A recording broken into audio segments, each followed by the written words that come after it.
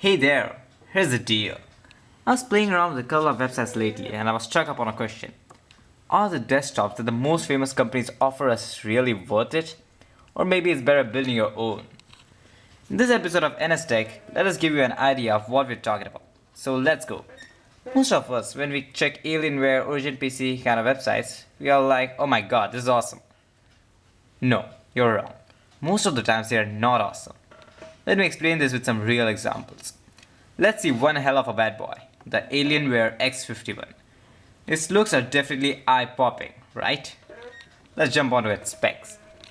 Its cheapest config comes at a $699 price tag.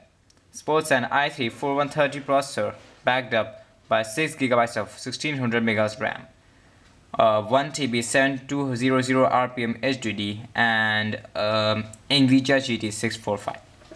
The small case supports a motherboard with only 2 RAM slots. Now you're certainly gonna get ripped off with such specs for $700. And don't forget complaining about lag on NVIDIA GT 645. Let's compare with the $500 build we did last week, shall we? It has some hell of a specs for the price, like FX 6300, G-Skill Ripjaws X Series 8GB, DDR3 1600 MHz RAM, Seagate Barracuda 500GB hard disk, all packed up by a Gigabyte Radeon R9 270 2GB video card. Now, except for the hard disk, we seem to be winning against the X51 in all thingies.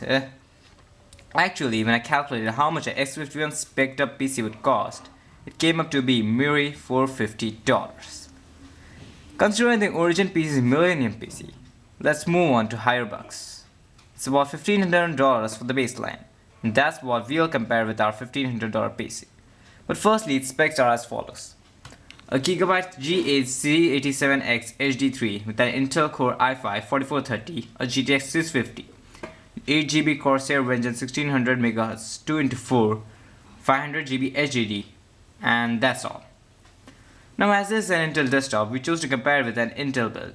That too is $1,500. Intel Core i3 4670K, Cooler Master Hyper 212 Evo, Asus Z87 Pro, Crucial Ballistics Sport 16GB 2x8, DDR3 1600 MHz RAM. Yes, an SSD. Samsung 840 Pro Series 128 gigs. Western Digital KVR Blue 1TB. Asus GeForce GTX 770 2GB video card in a 2-way SLI. And hell yeah, the NZXT Phantom case. Corsair Enthusiast's 850W 80 plus bronze certified semi-modular ATX power supply. Hearing these in a $1,500 bill seemed to be exciting, didn't it? Now we wanna compare? Lol. Can easily get an OriginPC Millennium spec'd up PC at not more than max $800, assuming that you'll spend $800 on the case. Even I can believe it. So here's the link. pcpartpicker.com/p/2nguo. Phew, enough said. Alrighty, if you're Bruce Wayne, then don't hesitate buying such products. But if you're a normal guy like me, then building a PC from scratch seems a much better option. If you don't know how to, then believe me, it's damn too easy. Many YouTubers like Linus Tech Tips are dedicated to such stuff. Plus, you'll never forget your experience. And yeah, if I dissed your company, I'm sorry. I don't mean no offense. Okay, I'm done.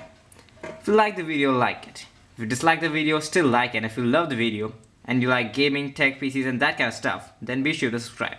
That's it. I'm out. Peace.